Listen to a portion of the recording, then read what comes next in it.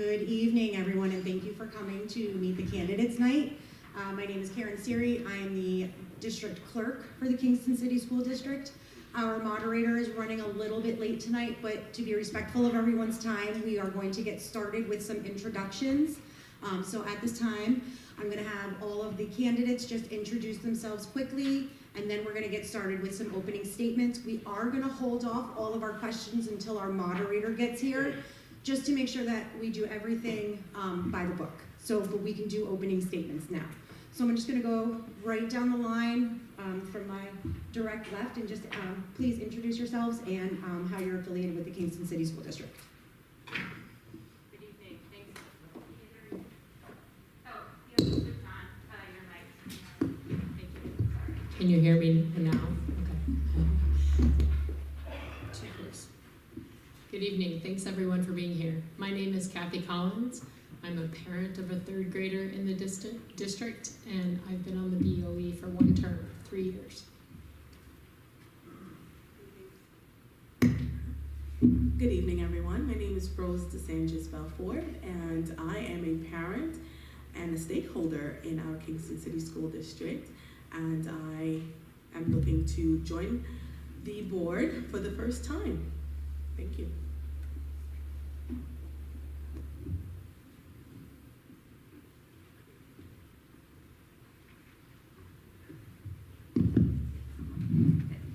Good evening, everyone. My name is Jen Fitzgerald. I am a KHS grad and a board hopeful. I am an RN. I work at Brookside School with special needs children at this point in time. And I am running for the board because I believe in our future of our students, of our community, and hoping to be able to give my talents and strengths that I have gained over time for our students to benefit from and our staff. Hello, my name is Mark Ryder. I have spent the last 10 years in county government, which I'll get into in the opening statement. I'm a first-time candidate to the board, and hope that I will be lucky enough to serve for the next 3 years. Hi, good evening. My name is Fabiana Weisbergel, and I'm the mother of 2 children in the Kingston City School District. This is my first time running for school board, and I hope to have the opportunity to do that after May 16th. Great, thank you so much. Thank you everyone for coming. Thank you candidates for being with us tonight. We're going to start with opening statements.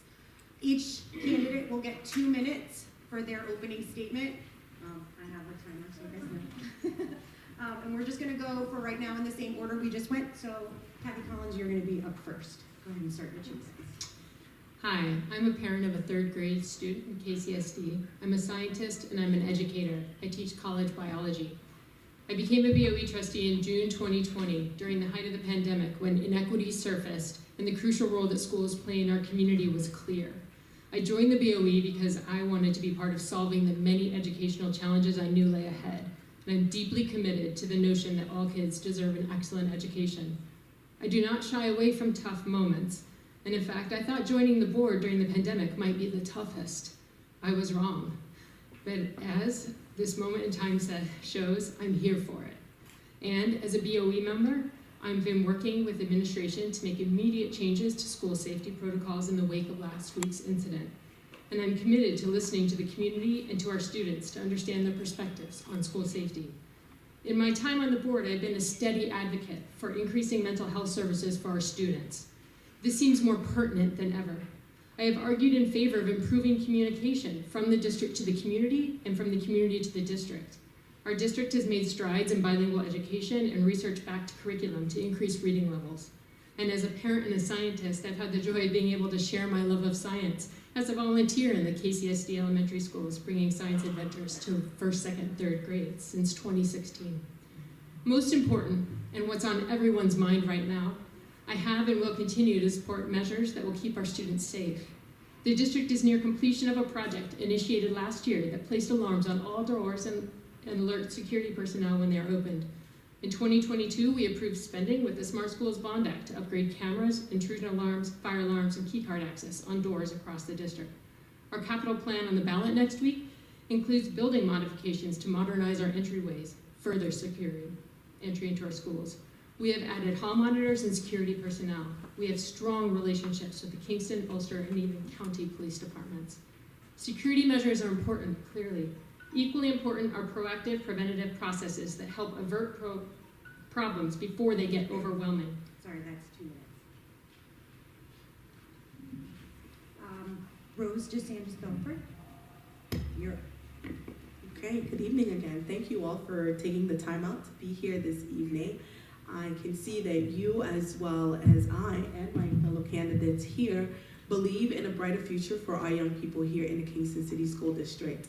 And I would say that as a parent, as a stakeholder, as a family member, as an active community leader, I sit on the board for the Center for Creative Education. I have worked closely with our Ulster County Youth Bureau as a mentor with the Brighter Futures Initiative. I've roamed the halls of this school for several years during COVID and post-COVID in support of families and staff and teachers and administrators, and helping to understand the changes that are happening within our district, both interpersonally and process-wise.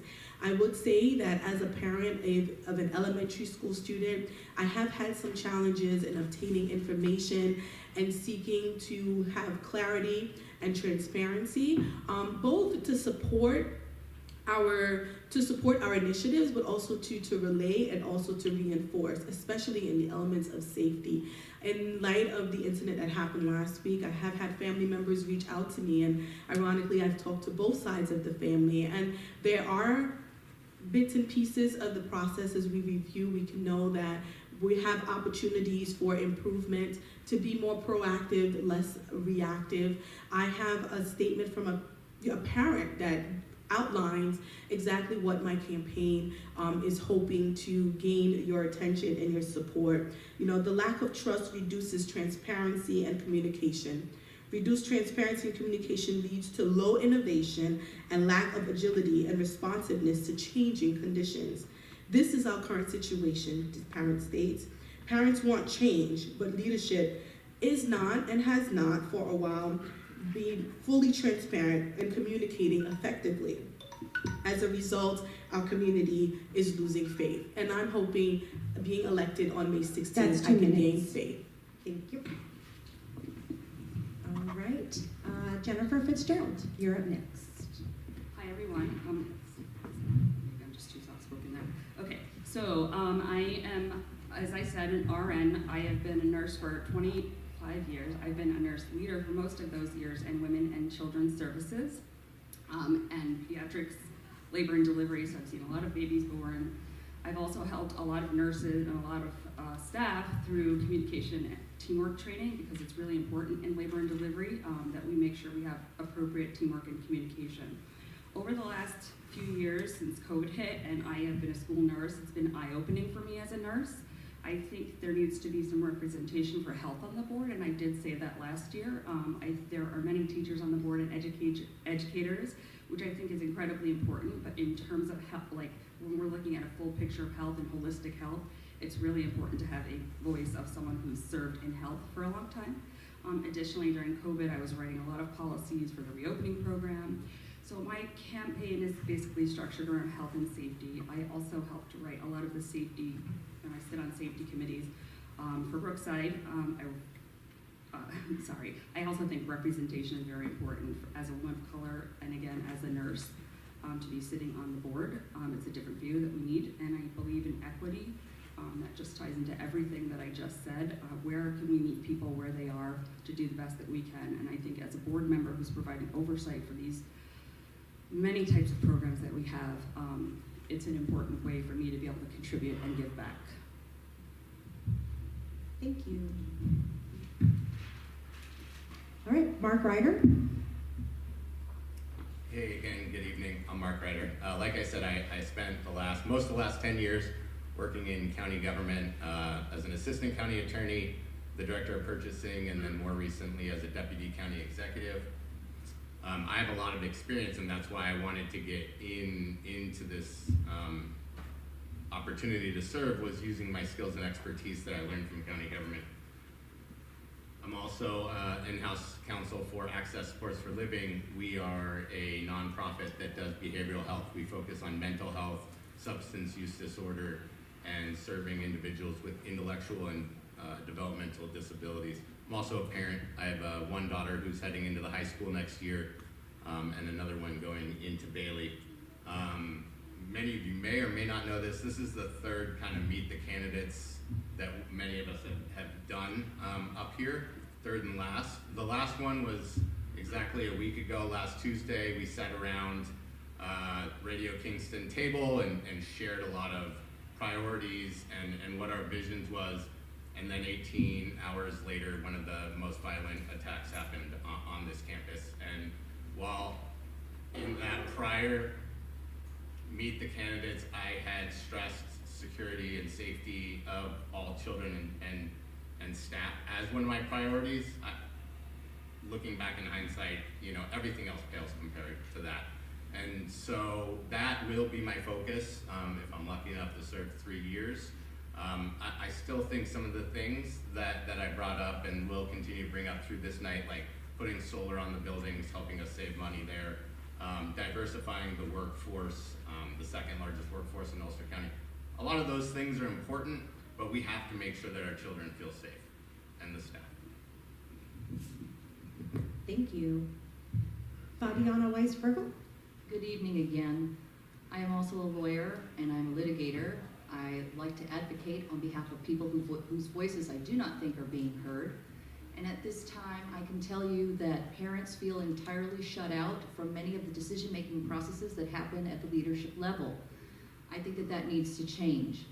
I understand that there was a district-wide parent council that existed some years ago, and I would really like to see that reinstated or something similar to that to allow parents to have the opportunity to participate in all of these decision-making processes that are taking place. And in fact, if you read through all of the policies that are listed on the Board of Education on the KCSD website, that is the intention of the board, is to collaborate with parent representatives. And I can tell you that I've dug through those policies and I am noticing that they are not being followed all of the time.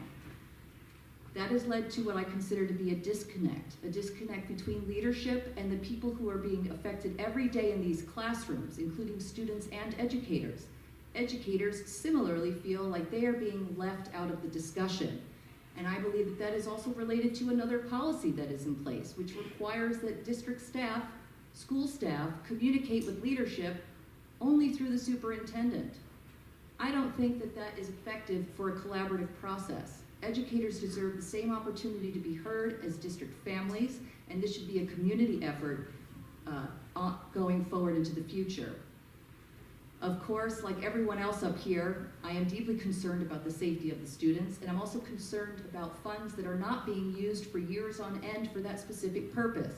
It is my understanding that there is a significant amount of money that is being held in reserve for upgrades in security technology, and I have specific plans about what those could be used for, including metal detectors by Evolve Technology, which allows for students to not have to stand in long lines for bag searches, and they're used in stadiums and museums in New York City and in Baltimore City high schools, and we can afford That is 2 minutes. Thank you so much.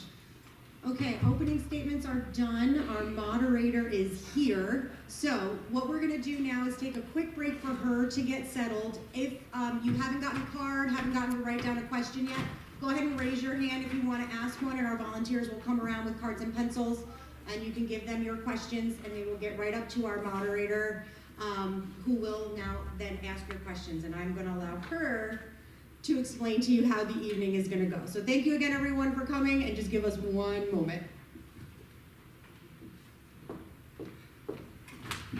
Hello, hello. Thank you all for coming. So I'm late and it's on me. And then there was a train, so. All right. So I'm going to go over the rules for tonight.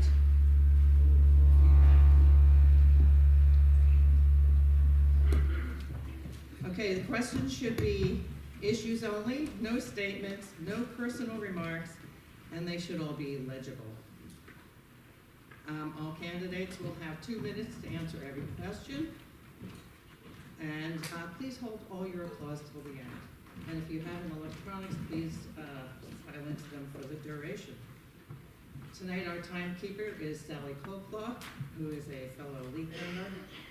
And she is going to hold up cards at 1 minute, 30 seconds. And when the pink card comes up, it's time to end. So we did not draw for lots to see who speaks first. Who spoke first? Okay, so we are going to start with Ms.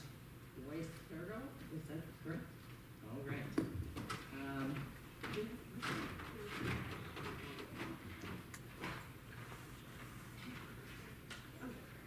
Okay, that's good. Cindy? Yes.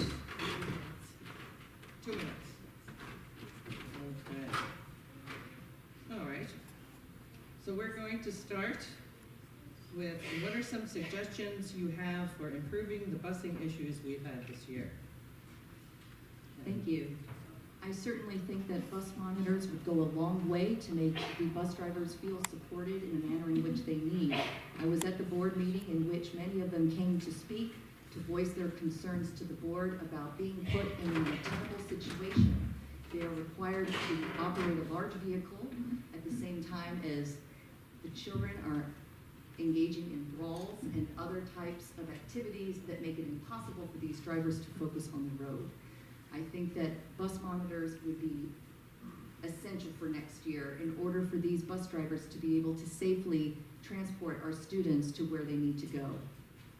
I also think that it would be important to allow for the students who do engage in misconduct on the buses to have something more than a lunch detention provided to them after their behavior. It's my understanding that the students do not feel any sense of urgency to modify their behavior due to the fact that the discipline that is provided to them is essentially meaningless. Thank you. Ms. Collins. Thank you. So there are a couple of different bus issues, and I'm not sure which bus issue the questioner was referring to. So one has to do with the behavior on the buses, which we did hear about from bus drivers at a recent board meeting. And minimizing those behavior issues is certainly a priority.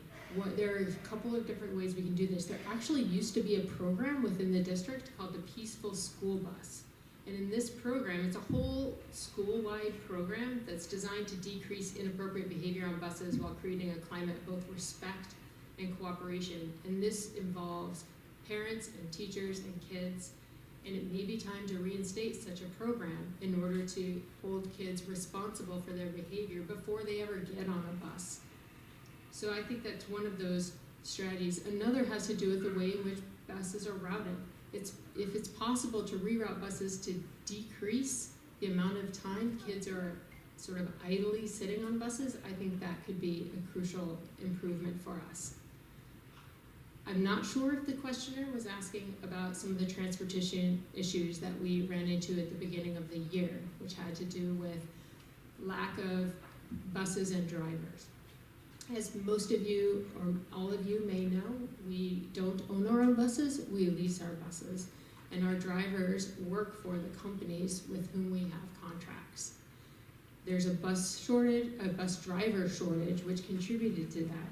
Now in our current budget, we've actually allotted for more buses, which would, assuming there are people to work, there will also mean more bus drivers. This should eliminate the busing issues that we had in the beginning of this year, which Dr. Padalino took full responsibility for. Thank you. Thank you. Ms. DeSange.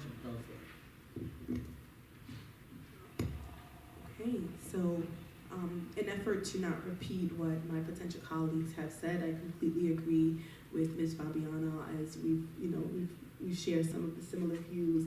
And to elaborate a little bit more on what Ms. Collins' last statement, working here in the district, the issues definitely starting with the lack of staff and personnel, which causes inconsistency and lack of dependency. So therefore, one of my points is to collaborate with some of the other organizations we do have here.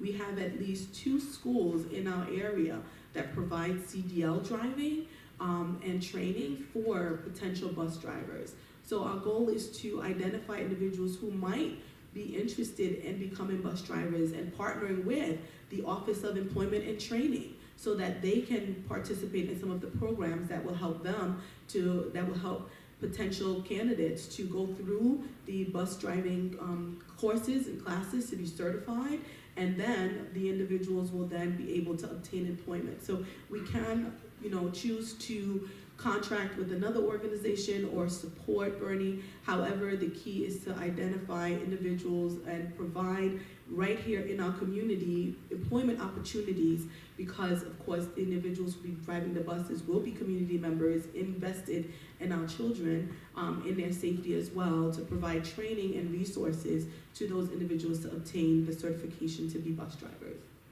Thank you. Ms. Fitzgerald? So I will start this off with my resounding theme that communication means everything. And I think the problems that I've heard about,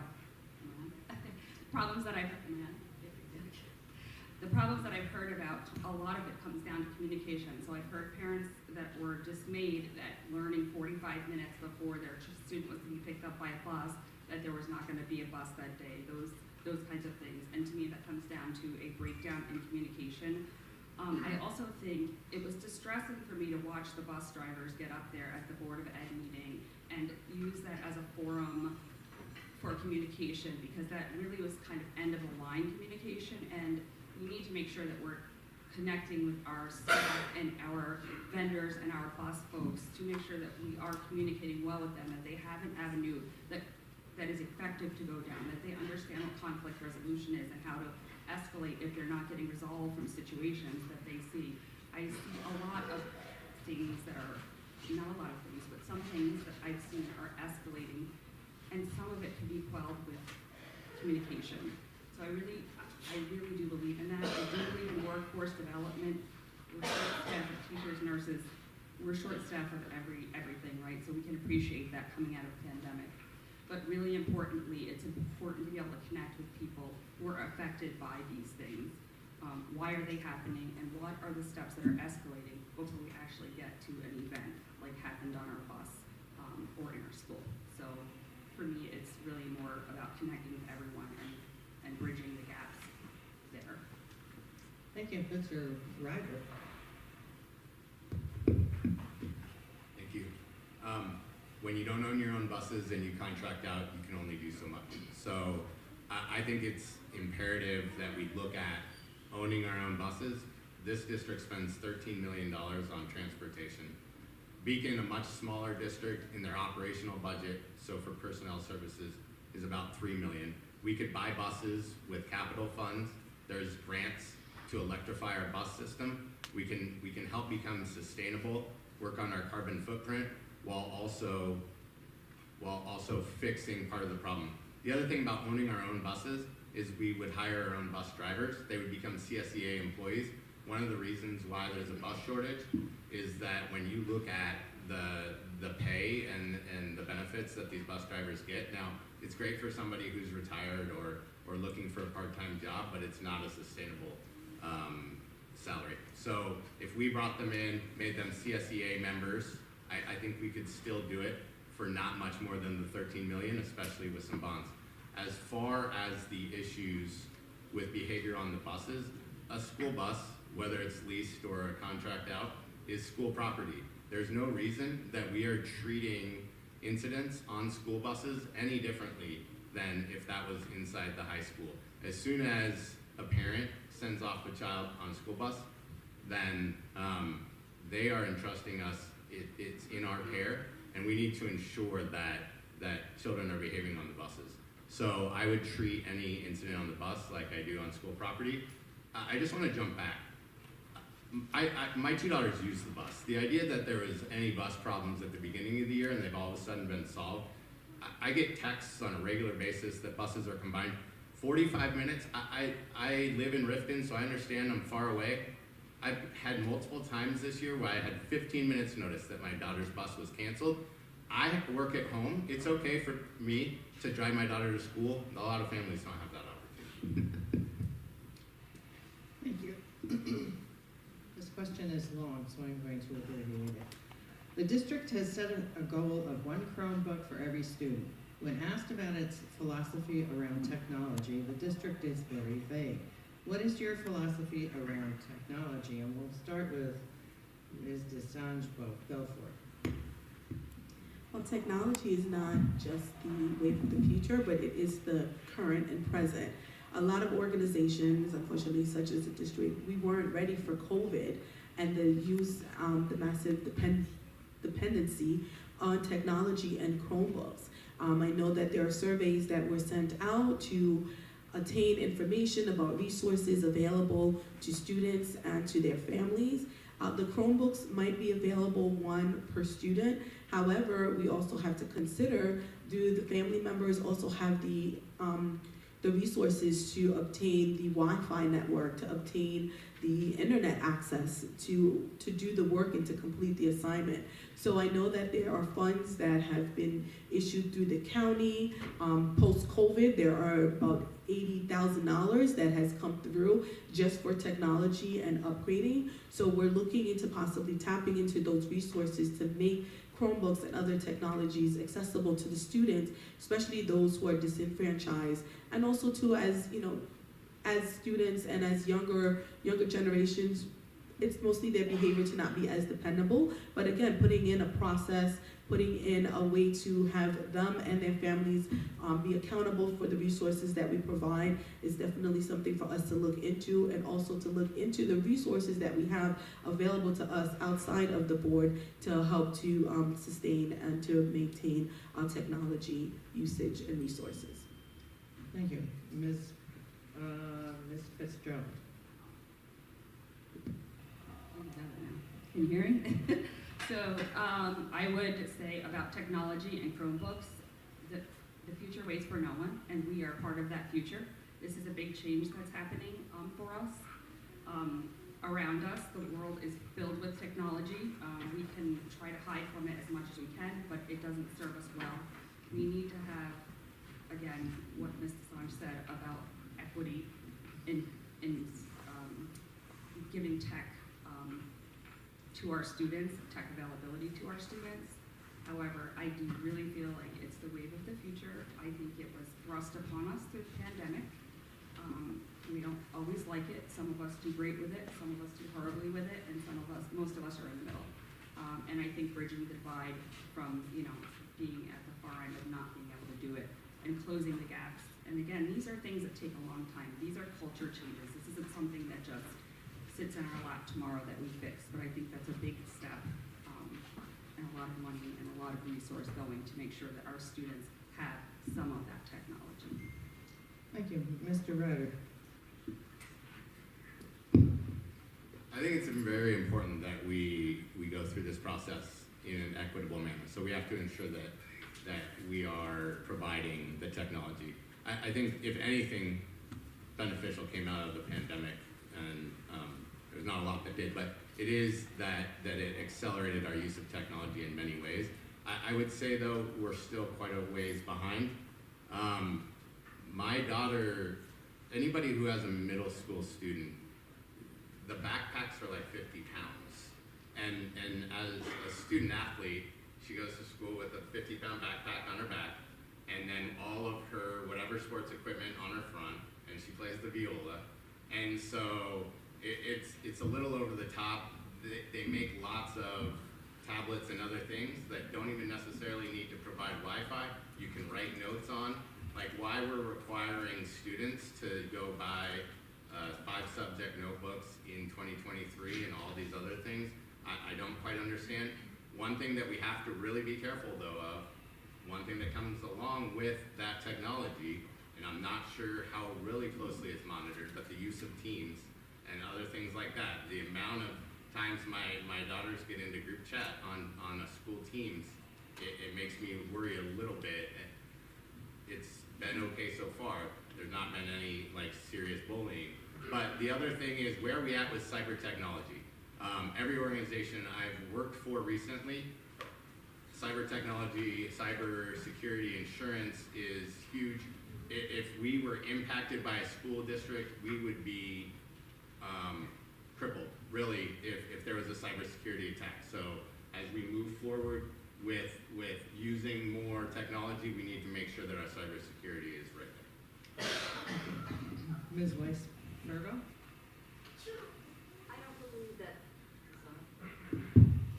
I don't believe that technology should be the predominant vehicle for educating children who are in early education. I really believe that in-person human contact is necessary for education at that age level. I really think that children need to feel things with their hands and see it with their eyes in 3D, not on a screen. Additionally, I do believe, like the other people standing up here, that you can't avoid technology and that you're really doing a disservice to students by not allowing them to have access to technology to educate themselves on using it as they move into the workforce when they're in high school. But I also have concerns about using technology in lieu of live staff. It's my understanding that some foreign language classes have been done solely using computers and computer programs because they don't have enough staff to go around to actually teach the students a foreign language. Now, that's, I guess you could say that's a creative way to continue the program in a staffing shortage, but at the same time, it's not ideal, and that really needs to be addressed. The staffing shortage for teachers in New York State is a very real problem, and it's here in Kingston, and I really would like to see more staff hired instead of relying on technology. Thank you. Ms. Collins? One of the superintendent's goals for this past year has been to have a one-on-one district where students each have a Chromebook at their disposal. This stemmed directly from the pandemic, where inequities were clear that not all students had access to electronic materials. I think it's important that that remain in place and that that goal is reached. That being said, technology is a tool. It is not the content. And I believe that our district has been working hard and should continue to work hard to use technology as a support for the things they're teaching. So a presentation recently at the Board of Education by the Robotics Club was an excellent example of ways in which the content of problem solving, of out-of-the-box thinking, relied on our understanding, student understanding of technology, but the actual problem they're solving is not the technology itself. I believe that our pedagogy should be guided by using technology to support what we are trying to teach our children, not actually the computer itself. Lastly, I would just say that it is important that our students know how to use our computers. Our assessments required by the state are done on computers, so we don't want to do students a disservice by not having our students prepared to be able to use those computers. But in general, I just think our curriculum needs to guide, the content needs to guide our curriculum. Our learning goals need to guide our curriculum, not the technology. Thank you. All right. There's a lot of questions about one topic, so I'm going to break it down a little bit and blend a couple. Okay. What will you do to keep our students and teachers safe? And what would you do about violence in our schools? And are there plans to have metal detectors at all the schools? Also, more SROs and making sure doors are secure. We'll start with Ms. Fitzgerald. Okay, so safety is a big topic. There are so many ways that we can try and instill safety in our schools. I think we do need these tools at our disposal, and there are many tools. There are metal detectors that are tools. There are security officers that are tools. There are monitors that are tools that we've recently found out. There are a conglomeration of tools that we use to try and accomplish what we consider safety in our schools. That being said, we are sort of run amok with this idea of fear. And I give kudos to the principal from Chambers and her presentation last week that she was talking about working from a place of love with her students and going back to basics. to make sure that there was a sense of community. So I do believe that a sense of community is needed. I don't personally know what meetings and team meetings take place, but again, I'll go back to communication. I think there needs to be more of it rather than less. When I worked as a nurse, we had huddles every morning. We had safety huddle every week. We had on top of safety huddle, then we had down in the staffing office huddle, like over communication. But I think that I adopted this at our school out at Brookside during the pandemic. And that communication I think was vital. Being able to assess what is safe and what any concerns come up for anyone. But I do believe that there are robust tools that we have in place that we can use. Maybe not everybody knows about them, but it would be, again, come down to communication and teamwork to make sure that we are all on the same page. We're not going to, solve world peace, although we would like to, and it's a goal, but we can try. Thank you. Mr. Ryder?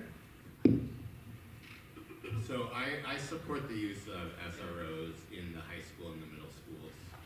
I support the use of metal detectors, although I'll admit that it wouldn't have stopped what happened last Wednesday. I do think it would help prevent the second and third potential retaliations in the future. And I'm concerned about, I think we should have had metal detectors 10 years ago.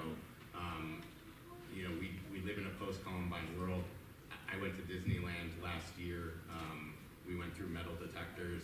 I was at a Renegades game on Saturday. We went through metal detectors. Some of the happiest places on earth. I think the idea that if you put a metal detector somewhere, it's going to feel like a prison is something that's a relic of like the 90s, pre 911. And I think it would keep our children safe. Do I want to put them in the middle school or the elementary schools? I'm not so sure. I would lean on LaShawn and his team to kind of do that study and find out whether that was necessary. Everything that I also support the use of more kind of ununiformed security officers in all of the schools. And I would hope that after the incident last week that we're adding resources and not just shifting resources here at the high school. Make sure that we're not just moving, SROs or others from one point in the building to the other, because people know where people are, and by just shifting resources, that's not helpful.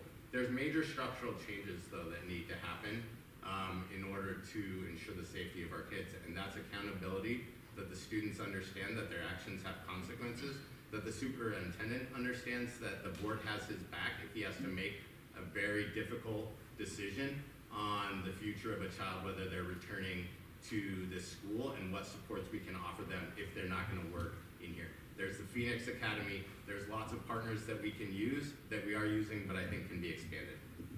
What is an SRO? Sorry, it's a school resource officer. Typically, so it's a police officer that we have contracts with the town of Ulster, the city of Kingston, for those in the middle school and the high school.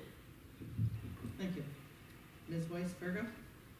Safety in our schools is such a serious issue that we need to use every possible resource that we can. And it will take every possible resource to actually have some type of impact on this issue. It's more than just having SROs. It's more than just having mental health services provided to students. It's more than just safety technology. It is all of those things. It's also actually adhering to our plans for district-wide safety school teams. We are supposed to have a district-wide school safety team, which we do have, and it is supposed to be inclusive of staff, administration, and parent organization reps. And I actually took a look at it the other day, and I didn't see any parent representatives on that district-wide team. And if you were at the meeting on Saturday at George Washington Elementary, you will see that parents are starving to weigh in on this very important issue. And it's really important that we allow them to communicate regularly about this important issue. Thank you. Ms. Collins? I spoke a lot about security in my opening statement, and I'll say some of those things again because I think they're really important. And that's that the district is responding and has responded in the short term and the long term. Safety is a complicated issue with that doesn't, there's no one size fits all solution to safety. We need to be considering all of the short and long-term possibilities. So as an example, the superintendent has informed the board today that he has already reached out to the architects and the design team to discuss wiring needs for metal detector installations. That potentially is a short and a long term, but it does not actually address the preventative issues as well. Security measures are important. As I've said, we're putting funds toward securing the doors. Important gaps have been revealed, and we want to make sure that our doors are secured, our alarms are operational, that we have security personnel in the important places, in all places possible where a conflict could arise. We also want our students to have the ability to resolve conflict in a healthy, peaceful manner. We want them to feel supported and have relationships within our schools. We want to be proactive in thinking about these things early on. I believe early intervention is key for these long-term solutions. Security is important, but so is mental health, social wellness, restorative approaches, and all of those things need to begin in elementary school. As for the immediate solutions, there are tools like bad checks. There are metal detector wands that are available even right now, should we need them. We could install, and we are looking into installing metal detectors in the schools. And we have SROs. In fact, one of the things I've learned through my time on the board is the importance of a really good relationship with law enforcement. Dr. Panalino has built that, and we have benefited from those relationships. Thank you. Ms. Belfort. So I can concur with metal detectors as a student, growing up in high school in the city. That was our norm each and every day. Having a version of an SRO in the schools, having safety committees and so forth. We do want to continue each and every one. However, I find it that in order to help us to try to diminish the issues that are happening, just as in last week's incident, digging deeper, we will see that most of the issues that happened on campus did not originate on campus. So the students that we're dealing with, the issues, mental health or family dynamics, bullying issues that are happening, and then the violence is occurring on the campus or right here, I believe that when it gets to the school, it has toppled over. So therefore, if we're looking into investing in our community as a board, we are going to partner with our law enforcement. However, a partner with our law enforcement will also help us to identify ways of mentoring and identifying students, individuals who are prone to bullying, finding out if anyone knows some of the history of the students with the incident this past weekend, they have had their family members, violently murdered and have dealt with issues right here on the campus.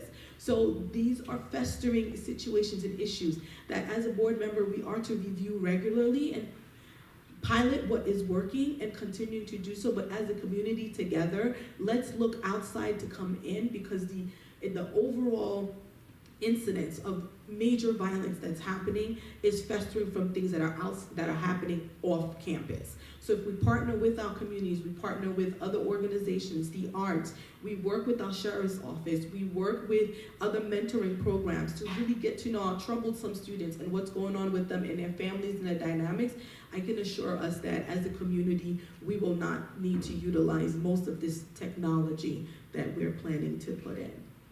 Thank you. Okay, the next one is, it's 3 different questions, but they're all with the same topic. So,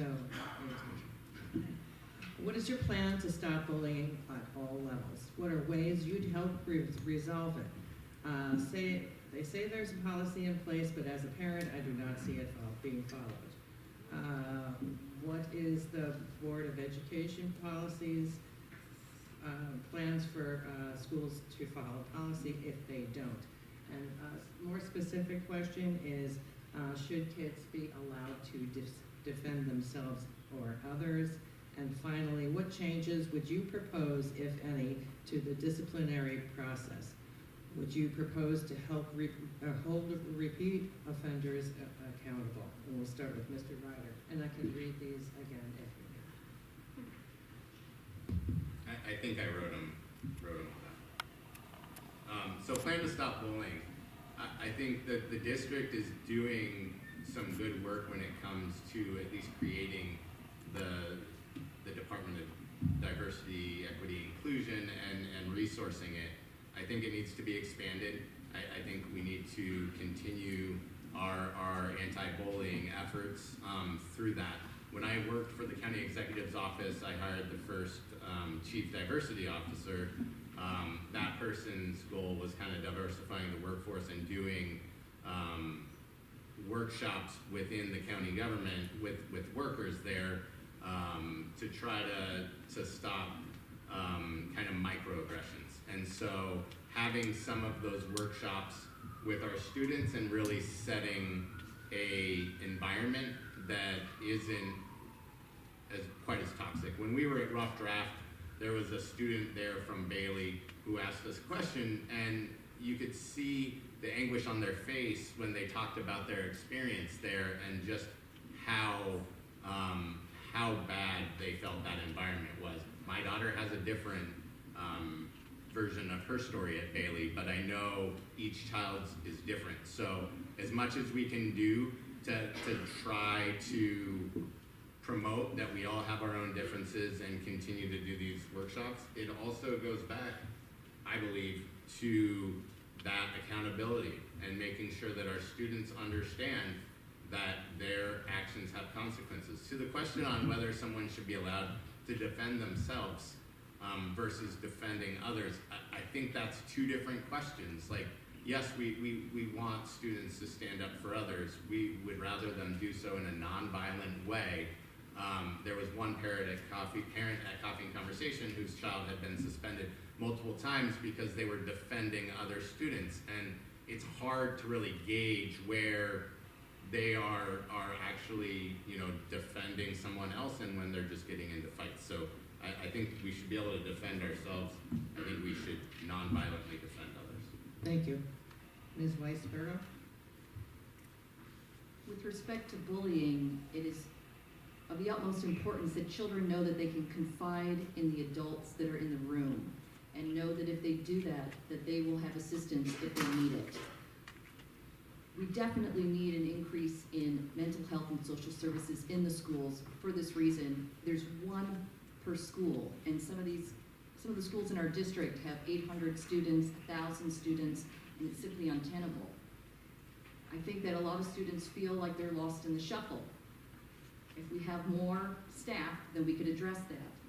But even more than that, I feel that parents really want the opportunity to be able to advocate on behalf of their children. And once again, if we had a better communication policy between leadership and families, then we would be in the know about the issues that are facing each of the children in the schools. Thank you. Well, there's more questions. I'm sorry. That's only. Can you reread some of the questions for me? How's your time? Another minute. Oh, okay. That was bullying. You addressed the defense of others and changes to the disciplinary process and repeat offenders. As far as defending yourself, that is something that should certainly be looked at. And all of the punitive practices in general should be looked at, because in my opinion, I think that we are punishing people unnecessarily and we are not effectively reaching those who need more intervention within the schools. And I know that there is a new restorative justice consultant that is working with the school, and I would really like to see more of those practices implemented to see what we can do, especially at the younger age levels, so that children can start to see their problems in a different view. Thank you. Ms. Collins? It always sort of breaks my heart to hear about bullying in the schools, and I know it happens. And I could wave a wand. I would want to fix it. And here are some of the ways that I think we can practically approach it, although I don't know if it will ever go entirely away. I think we need to start with a strong digital literacy program. I meant to talk about this when we talked about technology, but digital bullying is one of the key ways, and social media is rampant. I think we need students to understand the consequences of their words, of their emojis, of the ways in which they team up against other children, even unintentionally. That's education, and that needs to happen early. I think important relationships within the school. We had a principal recently talk about relationship building, where students needed to have more than one adult that they felt they could go to in their school should they need to confide. I think that is crucial, so that any programs, initiatives within a school that's going to build relationships, both among peers where they can support one another, but also with their the adults. I was going to say grown-ups because I have a small child. The grown-ups in the room. I think that our efforts at culturally responsive education and inclusion are also incredibly key. Our students from the very beginning of entering school need to understand that we come in all shapes, sizes, beliefs, and appearances and backgrounds. And students need to understand what inclusion looks like and acts like. I'm looking at all the questions. And finally, when I think about defense and bullying, I think a lot about our restorative practices. It feels like this is an instance where if we can identify the source of the bullying and the identity of the bullies, that this is an opportunity for restoration and education early on. Bringing students together to understand their impacts on others is one of the most important things we can teach in our schools. In terms of the discipline, Ms. DeSange, go for it. So starting with bullying, it's an age-old story. I know, well, most of us think about a time in which, growing up, that we were bullied in some way, shape, or form. And bullying is an issue that, again, spews out of more than one reason. And usually it has mental health to do with it, family dynamics, lack of resources, needing of attention. There's so much that goes, so many reasons to go into bullying. And for me, it would be, providing both students, families, and faculty team opportunities to report instances. We're trying to identify what's the best way to stop it. We won't necessarily be able to stop it, but we can, again, prevent the bullying from exceeding, and providing resources, technology for immediate reporting. Students are reporting to faculty or to teachers or to someone that they supposedly trust that they're being bullied, and then they're saying nothing is being done about it for quite a bit of a time. Or they're uncomfortable to mention it to a family member because the bullying starts at home. So trying to find the reasons and identifying the trends will help us then to coordinate, will help us to be innovative in our restorative practices, will help us to then identify what are the resources to tap into at a certain time. We also should try to identify when does the bullying occur the most. Sometimes it's during exams. There are other stressors that impact our students that not only because of the bullying or self-defense or responding for others, that restorative practice is useful. But we cannot create and put in place processes if we don't have the information, the relevant on-time information. And looking to put a system in place where families, parents, students can in real time give their experience to us will help us to then better plan and provide resources and navigate our resources to address the issues. Thank you. Ms. Fitzgerald. So I think someone at the last meet and greet that I was at Rough Draft was asking me about, I said I love data and I enjoy data, and they were saying but statistics can be skewed. So I'm graduating with an MBA, and I'm a completely in the numbers kind of a person. And having said that, I've gone on to the New York State education websites to look at our report cards to see how we're doing, and very specifically looking at how our safety shows up on our school report card for our Kingston City School District. And what I found was something very interesting. It was that there were, I think in 2020, 2021, there were only almost a total of 7 incidents across the entire school district that were reported. And so for me, I'm saying, what is this method of reporting, and is this what we're looking at when we're holding ourselves accountable?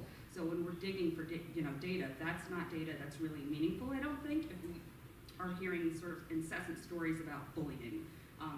It's on the national radar, it's on our radar. I think we all want to make a cure for it. These are very sort of overarching goals, but to get into the nitty-gritty, you have to be able to say, today there were 7 students who reported an incident. And that needs to be transparent, because how do we deal with that particular piece of information? As far as restorative justice practices, I believe in that. I think we need to beef it up.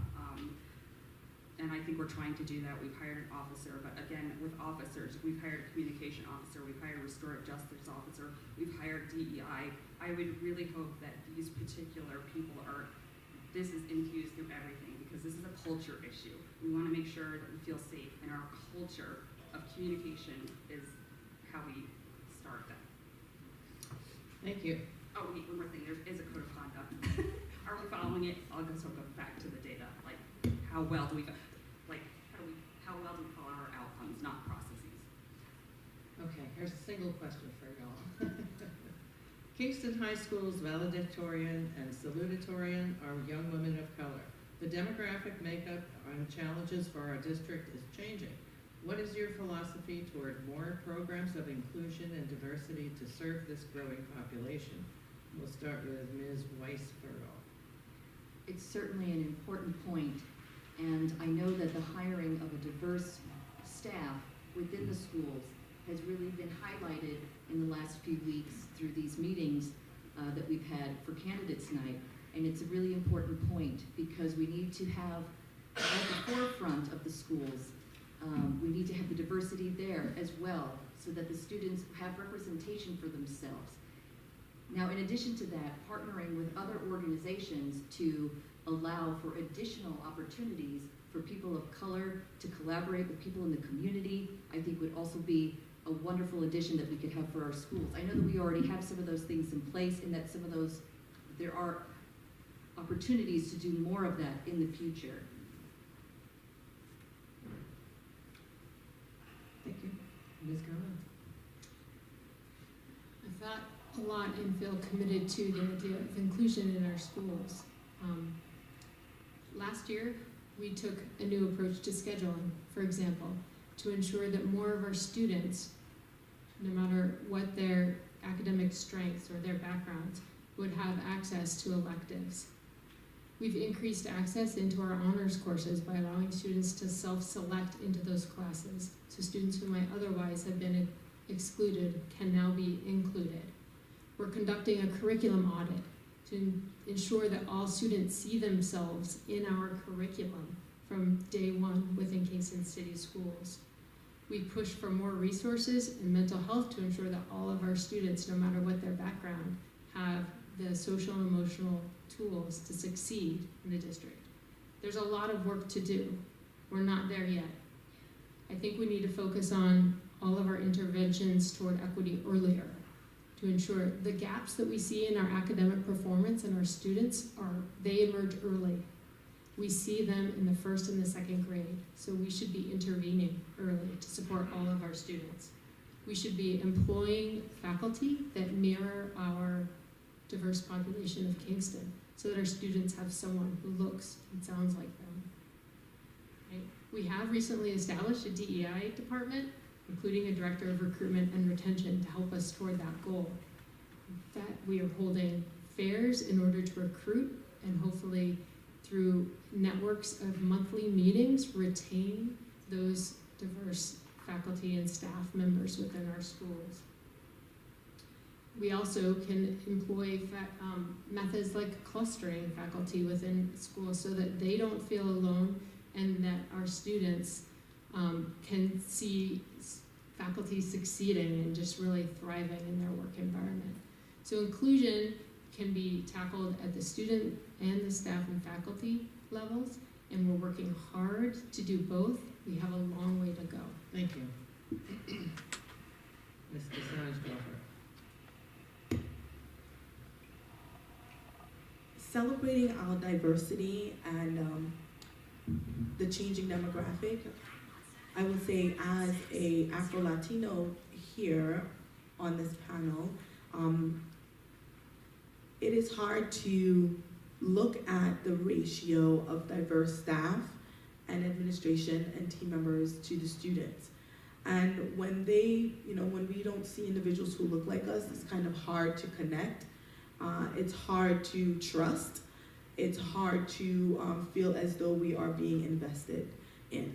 So therefore, celebrating our community here in Kingston, I would say that we have things that are working for us. We have different organizations that are here doing that to help to educate and celebrate each other and the diversity. And as board member of local community organizations such as Center for Creative Education, partnering with Harambe when we do the various African American festivals, there's the Latin festival, there's there are also the Italian festival and so forth. These are opportunities where we can connect as board members, as faculty, as staff, to create a pipeline and to show interest to others who might want to work in the district, for us to highlight the benefits of living in this area, in our district, and working in our district, and thriving as a family in our district. If we're not participating and we're not taking in and engaging in these programs and these activities, we're missing out opportunities to recruit, and we're missing out opportunities to engage with the individuals that are attending our schools, with the students, with their families, because they're celebrating each other, they're celebrating their cultures and themselves. So yes, we do have an equity committee. We're looking to work closely with them, creating pipelines. As a human resource professional, I could say that recruitment is always essential to me, identifying different and various ways we can create fellowship, internship opportunities to recruit and retain wonderful, diverse staff. Thank you. Ms. Fitzgerald. So that is part of the platform that I run on, because I think representation is incredibly important. And I give kudos to the fact that we have two females of color, because the females notoriously have a harder time catching up to men, and people of color who are females have an even harder time catching up in those ways. One of the things I was looking at, I was talking about this with some of the teachers, that I was looking at all the committees that the kids have, like all the groups, the sports groups, and all of the different groups that we have, and clubs, and there are programs for our groups for men of color, which is a focus nationally and at the state level, but there wasn't really anything that I saw that dealt with females of color, like young females of color, and mentorship for young females of color is almost non-existent. So it's really important to be the first people who are doing it.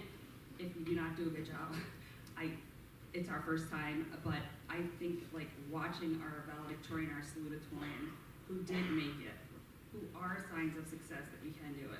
Watching a female of color on the board is a sign for our students and our staff that we can step into leadership roles and step into our full self. Women, I've said this 100 times, women of color are often stifled out of leadership positions. They don't have mentors, they're just not accessible. Working in a hospital, it was a very different scenario. There were a lot of nurses there that were black, and they did a lot to really sort of elevate women of color and things like that. So, and you could see how that changed the schematics of it. The culture grew more diverse. It was lovely. So I don't know that we have that here. It might be a little too rural. It's hard to accomplish. But I think being first and having people that are representing what we want to see is really important. Thank you. Mr. Ryder. I know Principal Reinhardt was brought back on an interim basis. I think we could start, and I don't know where the current board is in the hiring process and the applicants that they've gotten, but how great it would be if we had a principal of the high school that was a person of color. So I think that's a first step that could be taken, relatively soon. It shouldn't be spectacular that we have a valedictorian and a salutatorian that are people of color with the makeup of our student body. It shouldn't have to be highlighted by this question, so that tells me that we have a lot of work to do in this student body. Like I said before, I hired the county's first chief diversity officer. A lot of what they did at the beginning of their work was working with the current workforce to ensure that as we were recruiting more people, that we were bringing in people to a non-hostile environment. So there's a lot of people who work in this building that aren't educators. There's CSEA and educational support professionals. And ensuring that individuals in our community know how to take the civil service test, where to find the exams, and so that they can even get in the applicant pool to get those jobs. Also doing the recruitment, whether it's at historically Black colleges and universities, to get educators here. We need the students to see educators that look like them and sound like them. How great would it be to have a program where we have some of our English language learners get a scholarship for 2 years at SUNY Ulster to get their associate's degree, get a scholarship for the next 2 years at SUNY New Paltz in education. We have a shortage of Spanish teachers.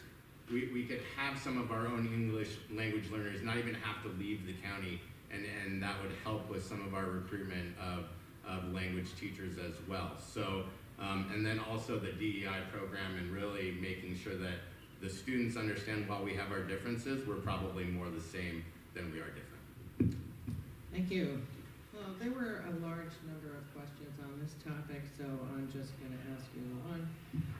How would you go about improving the communications and transparency between the board and the community? And they are looking for specifics. And we'll start with Ms. Collins. Specifically between the board and the community, one way in which we've recently done that is through the board coffee and conversations. And the goal of those was to hear our community, and I think we've succeeded in those. We've had 3 so far that all varied in format depending on the timing of when they occurred and the topic that we thought might be leading the way. But all were successful in terms of getting us to interact and hear directly from our community. So that is one very clear way. I would also encourage people to continue writing. What some may or may not know is that it is typical for the board president to write on behalf of the board in response. That is because as a board member on one of 9, as one of 9, we sometimes have individual relationships and individual opinions, and when addressing a potentially controversial issue or addressing an issue that may come before the board, it's really important that we have some response coming from the board in general. So I do want to say that we read your letters. The board response comes from the president for that reason. So just because you don't hear from a single board member does not mean we're not listening. We absolutely are. Our phone numbers are also available, so reaching out to a board member directly is always possible. The other thing to keep in mind as we build relationships and opportunities for public to interface with board members is that many of the solutions, well, virtually all of the solutions operationally come through the superintendent and others in the district. So we can convey information that I myself as a board member am unable to single-handedly change a single thing in the district. So our best avenue is to be excellent listeners and then translate that information to the people who are in charge of executing daily business within the district. Thank you. Ms. DeSange Belfort. Transparency and communication is one of the main reasons, as I mentioned earlier in my opening statement, for being here tonight. I've scoured through the web page, the board's access and communication, and what I found is there's nowhere for me to actually in real time put in a comment, or for a teacher to share their experience and ask for some guidance and receive somewhat within a reasonable amount of time response. So putting in place a response system, a quality assurance system, where using the technology that we have to allow individuals to put in their complaints and also to their applause, so that we as a board can review, and someone within the board should be assigned to respond to that individual, not always coming from the superintendent, because we are to also create relationships and for individuals to trust us as board members and to be approachable. So I'm not looking forward to having just the superintendent on my behalf respond. Sometimes it might be a teacher and I would need to sit down and have a conversation, and for them to feel that they are heard and they're part of the table and they're here at the table to make decisions. And then I can relay that over to the team, and then we can collectively come with a decision, but it's up to me or whoever is assigned to the situation or the incident to respond directly, so that individuals can feel that they can trust, we have an open door policy, that there are no barriers for them to come to us to ask for information, for clarifying information, and also for support, so that as our community, as the teachers, as educators, as parents, we are looking to find information so that we can relate to our family, relate to our children, and support to the processes and the practices that we are putting in place. Thank you. Ms. Fitzgerald? So I think, again, I think both of these women who have spoken before me give a good picture of what we are working towards in building bridges with our community. Again, the data nerd in me is gonna come out. I think we have a lot of process measures, or I did it, that we are checking off, and I think it's really important that we're not just checking off boxes. On that note, we'll talk about the thought exchange that I saw on the webpage for Capital Project. I think that's a great idea. I don't know that I saw all of the responses and kind of what the concerns are. Now, when I'm listening to questions that are coming directly from a moderator, I can answer those questions, but it's good for everyone to just see what the questions are, because if you have the question, probably 25 other people have the question. So I think that's really important. I do believe that when you're sitting on a board is very different than just generalized leadership. It's definitely oversight of leadership, and that's the oversight is of effective leadership, I guess, right? And also making sure we are good leaders and users of your, as public servants and servant leaders. So I think, I think connection it's really tentacled. We need to understand what our students need, what our community needs from us. I do like that they had, breakfast, the get together, the coffee cut, but it would be nice for everyone to see what questions were asked there. Not necessarily what did they respond to, but what questions were asked there. Who's asking kind of what questions? It seems like a lot of times we're in a silo. It's silent. We don't hear a lot. And again, it comes back to communication. I do think we need a unified front. I just think that's actually the legal way you have to go about it. But it's important to make connections. Where specifically, they can be anywhere. They can be anywhere. If you are approachable, I think that's a big part of it. And Ms. Collins, and Ms. Collins spoke to, I think it's important. Thank you. Mr. Ryder? I think one step that would go a long way in increasing transparency is taking the committee meetings where we were told on Saturday at Coffee and Conversation all the actual work that gets done in policy making, and moving them from, instead of them having to be 9, 10, 11 a.m. on a Monday, Wednesday, or Friday, having them be at 5:30, 6 o'clock. I've done that when I first came up to the executive's office as a deputy county executive. We were holding our county executive public hearings on legislation at 10 o'clock. The reason we did that is because at the time who was there, it wasn't as much about hearing from the public, it was about going through the actual process of having a public hearing. So we said that we could say that we did it. So I was involved in changing that.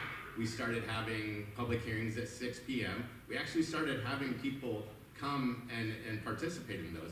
And I think that if we actually moved our committee meetings where all this policy is being done to the evening, for one, I'm a working parent. If I'm lucky enough to get elected to the board, I'm gonna have a hard time joining a committee meeting at 10 o'clock. So I hope that we, and I would have 5 members at least that would support moving this as a way to be more transparent, especially like if we want teachers or others to come to these committees and at least listen, then why have it when they're teaching our children? Wow, 2 minutes is so short for some of these. I also would have, and I need to understand a little bit more, so I don't want to say too much, but having the president of the board speak, obviously there's issues that need to be deferred to administration. As trustees, we're the policy-making bodies. We have oversight into the superintendent. We're not going to deal with necessarily, like if a parent has an issue with the teacher, that should be shifted towards the administration.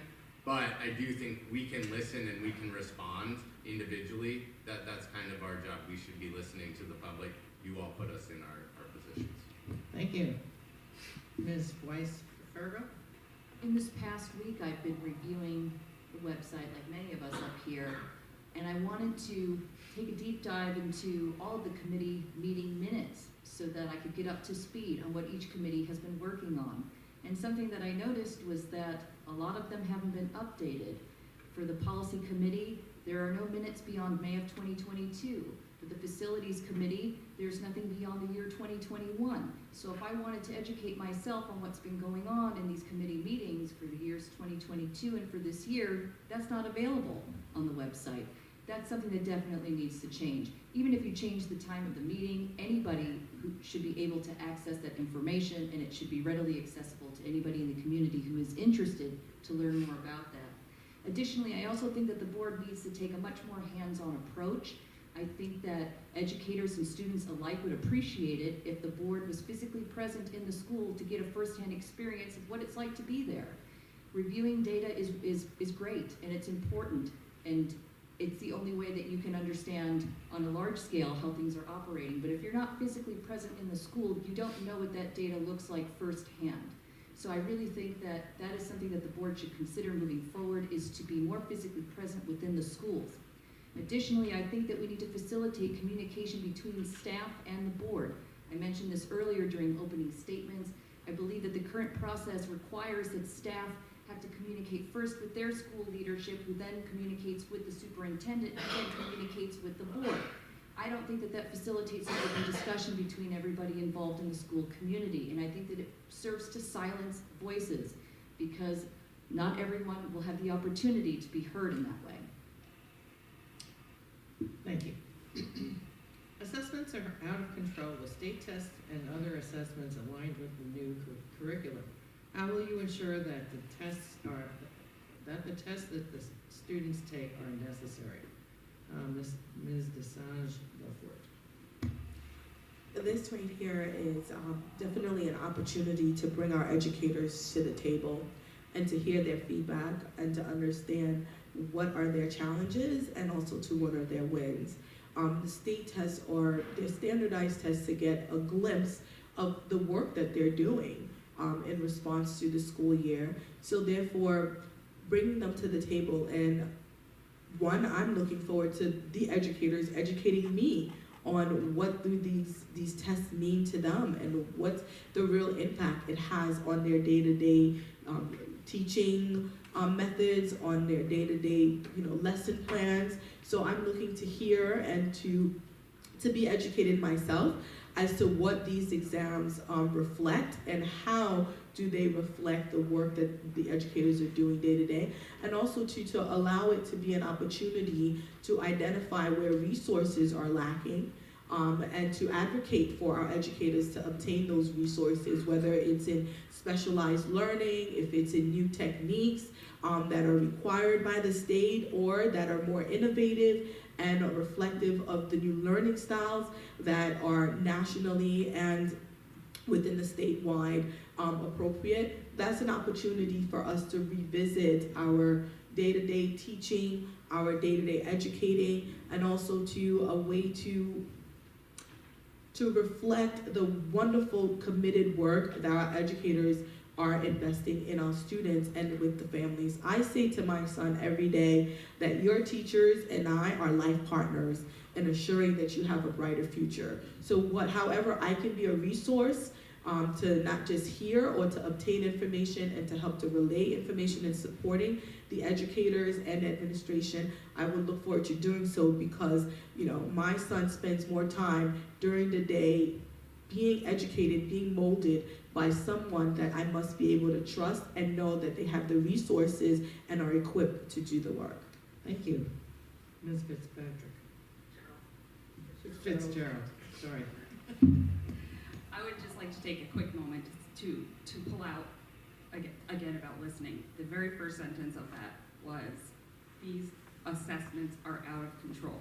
So that, to me, needs addressing. So we can have high standards, and we want high standards, right? We want to be able to provide high standards and achievement, but we need to also provide the resources to achieve those high standards.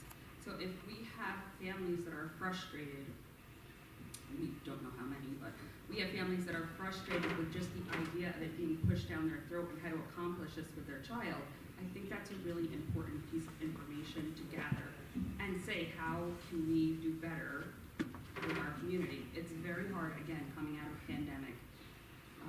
It really sort of took over and was, just awful. I was going to use a nursing term, but anyway. And so catching up, I think, is really, really hard.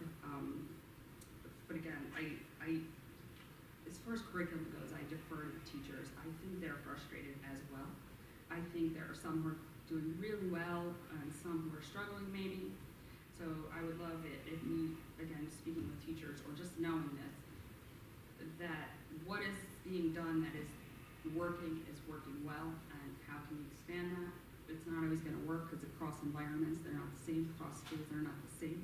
But what works, what's evidence-based kind of practice to get our students to where they want to be. And also I have this idea that I want to win and I want Kingston Tigers to win. So when I'm looking at our scores on our scorecards, I'm like, how can we do better? We have to make some changes to support our teachers, staff, and families to get us to where we want to be and to meet these high standards. It's a little sad, the number that we are on the list ranking, and I would like to see that bettered. Thank you. Mr. Roger? So depending on the person who asked the question, which assessments you're talking about, I mean, we have less say as a Board of Education on some of the statewide assessments and other things like that, and yes, there's a lot of those as well. My daughter is in 4th grade, and that's one of the years where you're going through a lot of that. Some of that, I think we need to make sure that the teachers have the right resources so that we are excelling at the statewide assessments. My wife is a teacher in Beacon. She teaches living environment. I know her feeling when she hears from teachers in the Kingston district is that there's a lot of curriculum that is handed off to the teachers and a lot of district-wide assessments that doesn't happen in a place like Beacon. So in that case, I would want to looking at the data, are we doing better or are we doing worse than some schools that have a more top-down, where we have members of the administration writing curriculum, or do the districts where you have teachers taking and working through the summer writing curriculum to help other teachers, but really each teacher takes a lot of their own credit for their curriculum. Which districts are doing better? I'd want to hear from teachers on what they would prefer and what they think works best for them and their students, and then make an informed decision. Thank you. Ms. Weiss-Fergal? Meeting state standards while juggling a constant influx of new curriculum puts teachers in a very challenging position. Allowing teachers to have more freedom to teach in the manner that works for them to meet state standards would serve to help everyone have a better outcome. I don't think we need to require teachers to constantly accommodate new curriculum plans when so many of them are experienced and are able to meet state standards by doing what works best for them. I think that if new curriculum is presented to the board, that it should be considered for the educators who need that type of assistance with creating their lesson plan, but that it shouldn't be forced on the educators who already have a system in place, have had it in place for a long time, and they know how to meet the state standards using their system. I think that that is something that certainly needs to be looked at by the board, because I think that educators have been, too much has been asked of educators for too long, with new curriculum plans being rolled out on an annual basis. Thank you. Ms. Collins. So as another speaker mentioned, some of the assessments are not under our choice or control because they're mandated by the state. However, we have additional assessments that are used for mostly internal purposes so we can gauge student learning. I think what we need to do is carefully assess whether those assessments are actually helping us do that. It's not entirely clear that they all are reflecting the degree to which our students are achieving. And it sounds like, I would say from listening to this question, that whomever asked it feels that they may be just too many assessments. Aligning our assessments with both the kind of feedback we are trying to get to inform our teaching is really important, and I think the people who can tell us that are the people who are giving the assessments. I would love to have every assessment, along with curriculum initiative, quite frankly, be accompanied by a survey where teachers are indicating how useful that particular assessment or curriculum is toward their student learning goals. I think it's a real communication gap at this point. Thank you. So there were so many other really good questions that did not ask. That we're out of time-ish. And This happens almost every year. it does. There And are it's always, incorrect. I'm not It going to is argue, I'll incorrect. discuss Does it anybody after. support me in that comment? So we are going to allow the candidates to make their final, their last statements, and there'll be 2 minutes apiece. And we're going to start with Ms. Fitzgerald.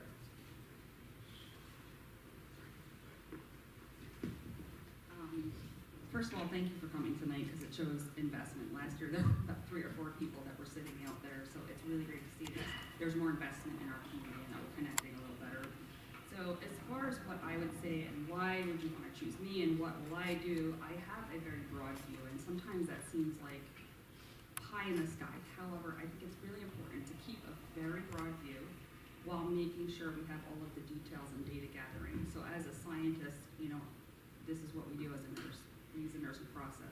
We look at what's wrong, we identify it, we make a plan and a goal, we implement it, we look at how well we're doing. And I think maybe that's the part that's sort of could be, beefed up as just coming from a scientist point of view. It's a lot like the scientific process, right? So we use these things, tools for gathering, collecting data, collecting qualitative data, collecting things from people that they, what to say. So I think that's really important. Again, I feel it's very important to have a person who is representing health on the board. We're talking about social emotional learning and trauma-informed care programs. We're talking about mental health. And so in terms of having someone on the board that is more acutely attuned to those things in a more broad view is important. Again, I think, Jim. Okay, sorry. And I feel very proud of the district. I would love to be able to help bridge some gaps, use my background in business as well as in nursing and leadership to serve in a way that's meaningful for everyone. It's important to me to be a contributor. It's important for me to be a public servant. I have always been. And servant leadership is the next natural step towards that. And I think that's really, really why I'm running, to be able to give back. It's a need I have, that we all have. And I also have a need to do well. And I want us to all do well. Ms. Fitzgerald, we do have more time, and so you can make another ending statement at the end, if you're so pleased. But we are running till 8, so totally that's also on me. I heard it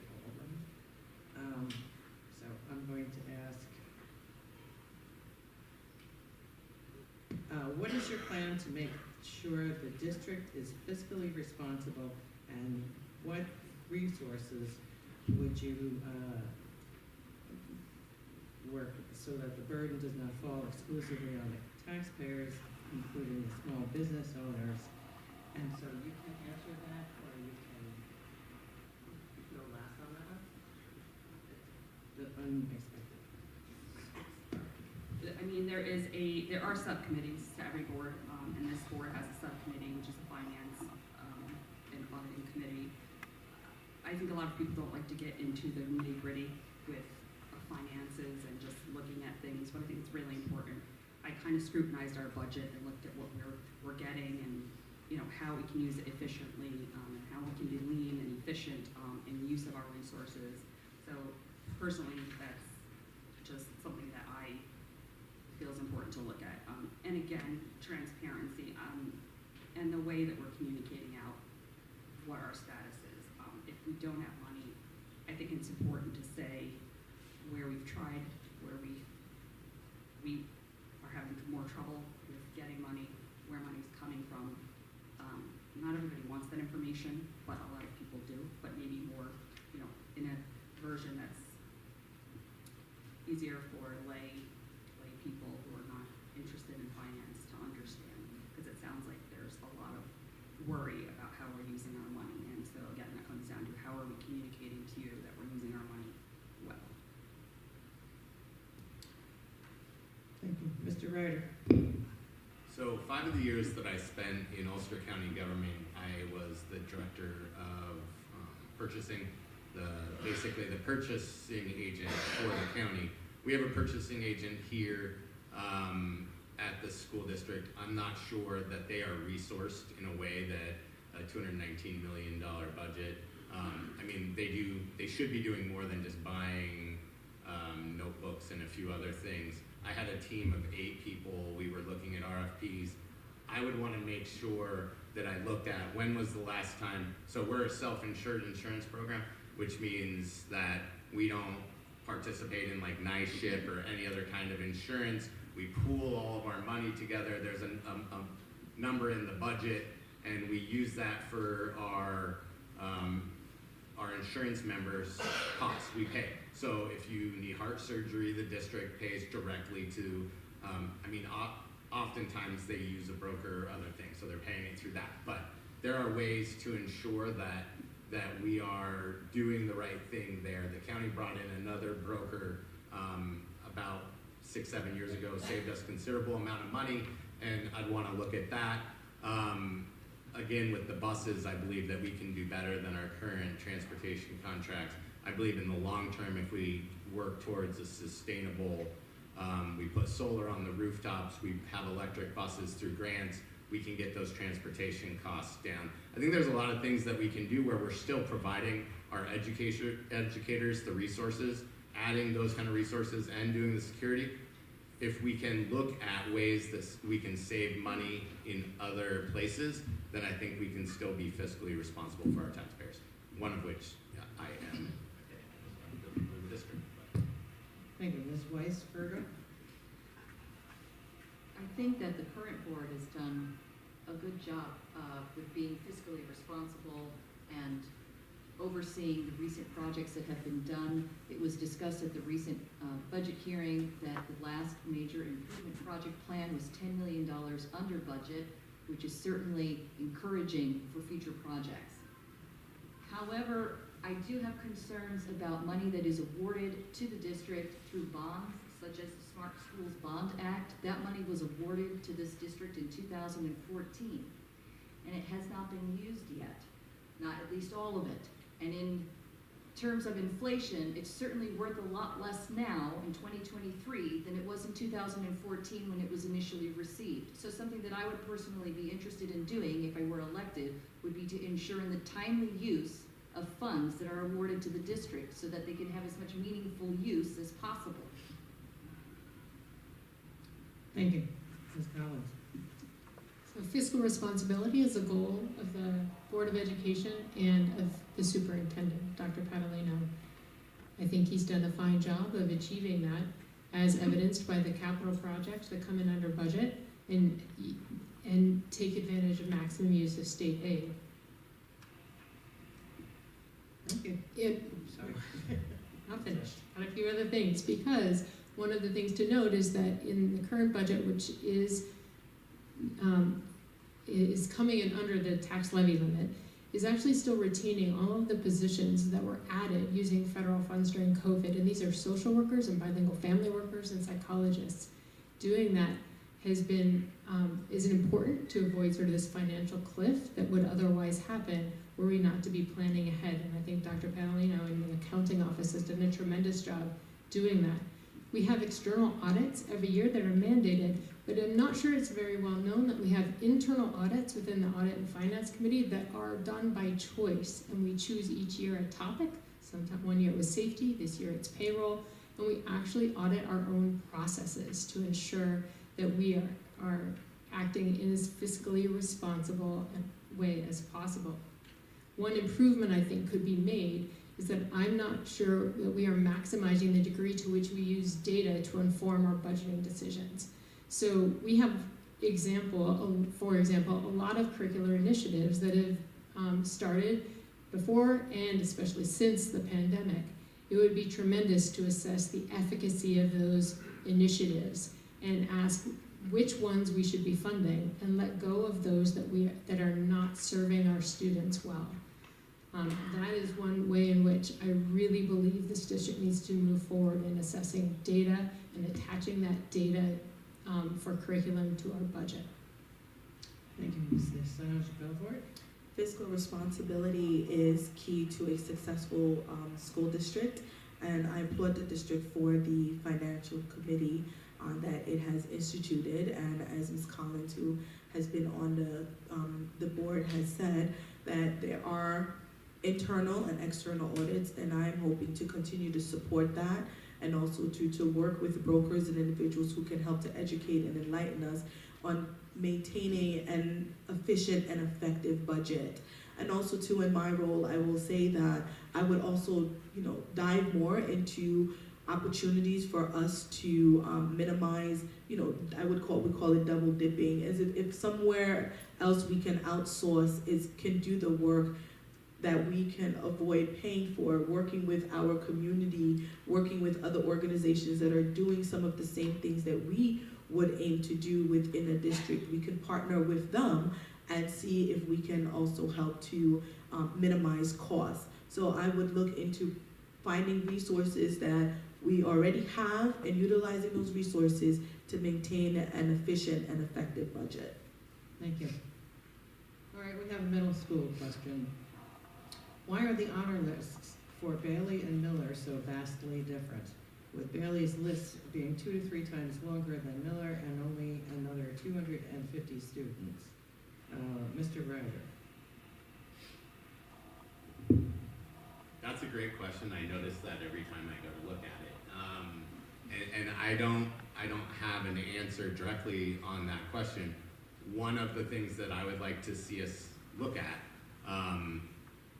would be restructuring the way our middle schools are set up. We have all the athletic fields over at Miller, and I think that, we made a decision, well, we didn't make a decision. The board back then, probably most of the current board wasn't on it at the time, and I understand why they did it, but when they decided to close some schools and move 5th grade to the middle school, that has had some consequences.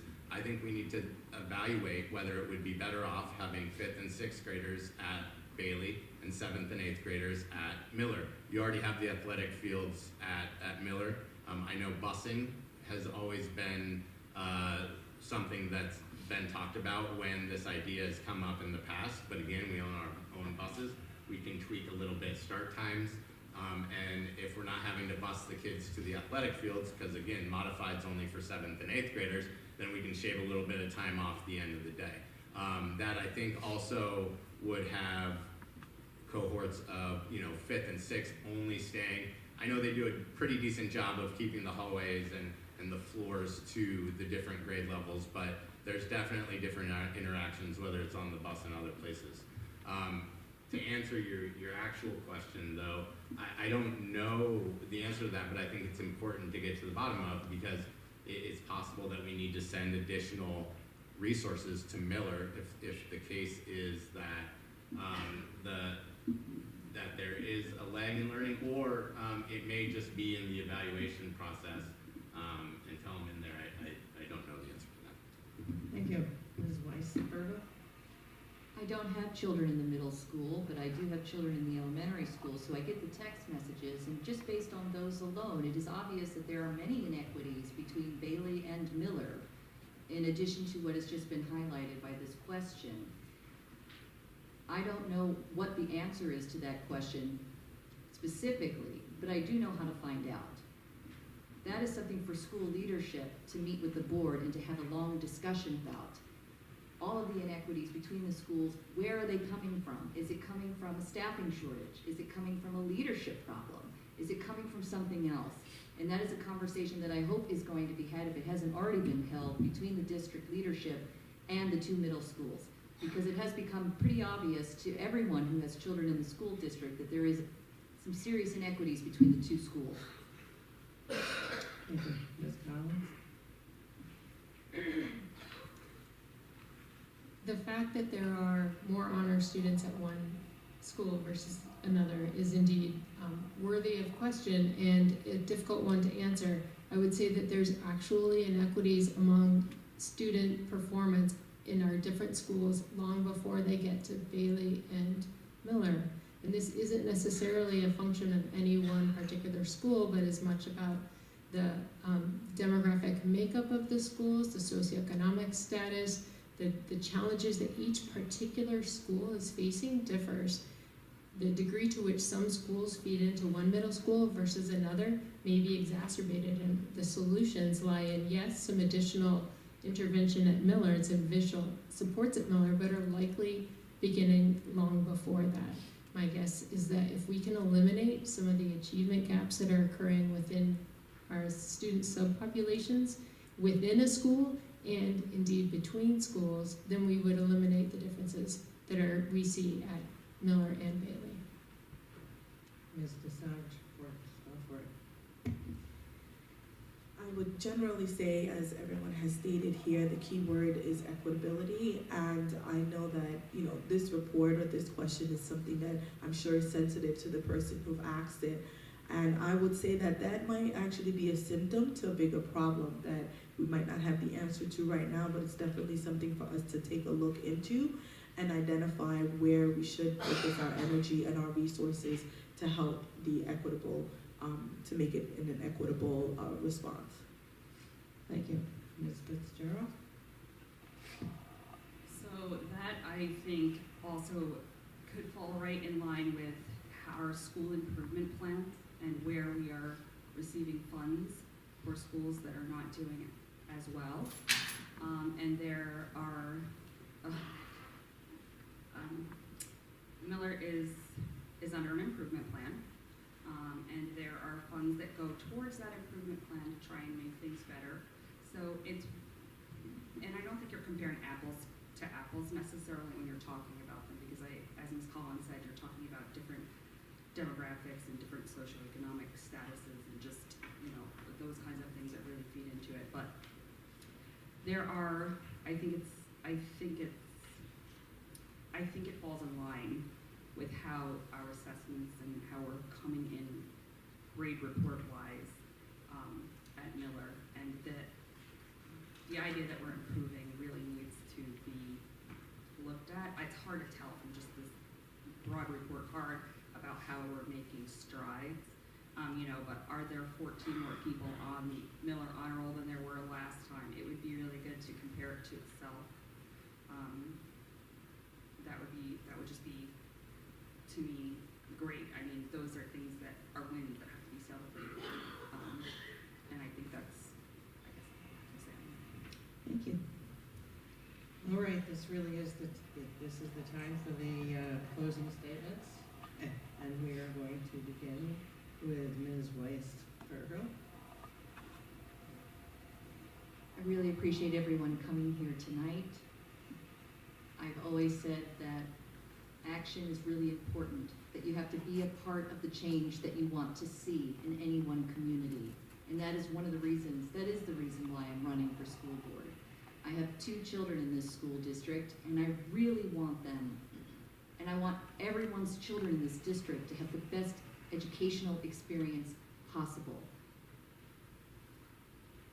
I truly believe that this district has the best intentions and could really benefit from some changes that I know that a lot of us up here on the stage today want to bring into this board. If we can find a way to collaborate as a community, to give voices to parents, voices to educators, and not just some of the educators, but all of the educators that are working in this district, I really think that it will be a chore that all of us will enjoy.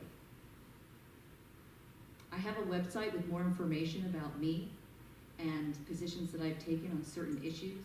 It's voteforfabiana.org. I really appreciate, again, everyone coming out tonight and for this opportunity to run for this position. Thank you. Thank you. Ms. Collins. I'd like to also thank everybody for showing up tonight and those online who are watching, and especially those who submitted questions. I'm sure there are more questions out there. Could never get to them all, but it's for every question there were 10 people who had the same question. So thank you for that. Like in 2020, when I joined the board, times are very challenging. They might look a little different, but we have a lot in front of us. I followed through thus far on my stated commitments to transparency and community engagement, mental health, and inclusive learning opportunities. I appreciate that solutions are rarely simple, and that rarely is there a one-size-fits-all solution for any problem.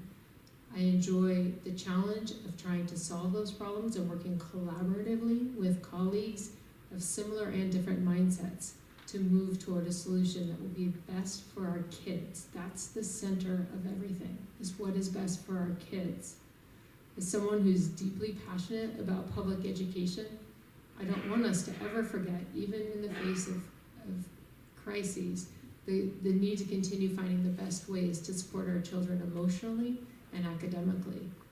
I know we have a lot of tough conversations ahead.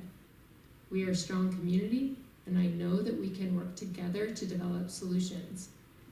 I'm running again to be part of this conversation, and I greatly appreciate your time and your questions and your listening. Thank you. Thank you. Ms. DeSange Belfort. Thank you all once again for your time this evening, and I'd also like to thank our family and friends who have supported us. As a parent in this district, I am very invested. As a community leader and a community member, I'm very invested. As a stakeholder and a taxpayer in this community, I'm very invested.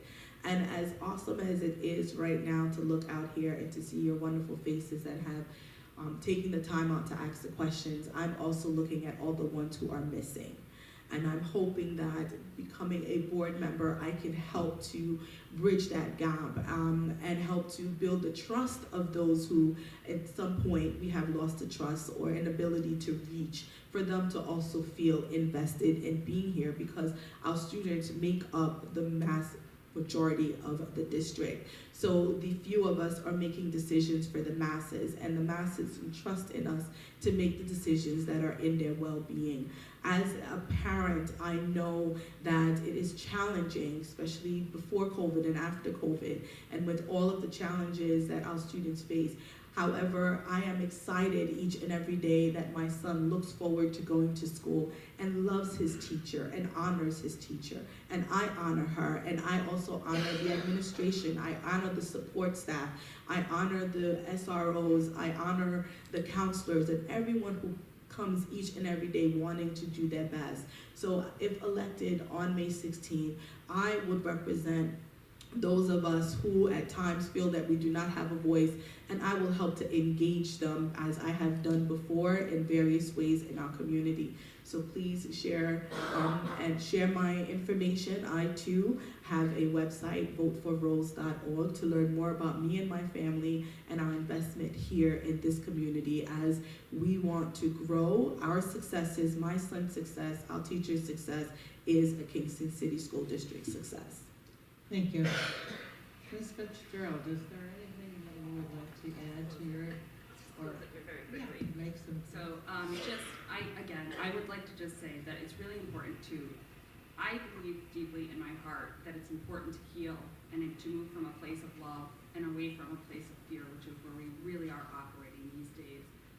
And I would like that kind of nonviolence, that communication, that teamwork, spirit of collaboration and those kinds of things, in addition to representation, to be something that I am remembered by and that I can serve the board well with. And thank you again. Mr. Ryder. Thank you for everybody in this room listening now and will be listening later. As of right now, there's about 7 days until you all will go out to vote, and the polls will close almost 7 days exactly from now. You have the opportunity to elect essentially a governing body of the school district, and we are your representatives. We are the policy makers. We're the ones that set the budget.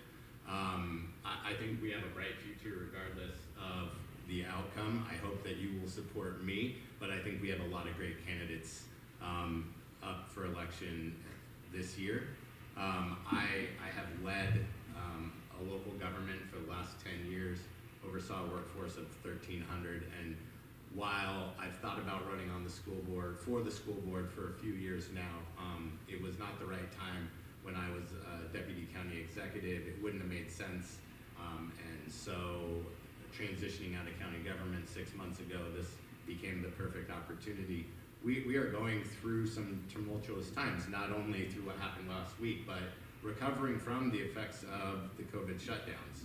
I led our county's operations with COVID, and I think that we fared well and better than a lot of communities, but we have a lot of struggling in the aftermath of that, the isolation that has happened and that our students experienced and are still experiencing. I was surprised that there was no direct questions on mental health. As someone that's in the mental health field, I think we need to add psychologists and more social workers. There needs to be more than one in building, but especially psychologists, because they can help assess and then they can help make referrals out and to the proper clinicians.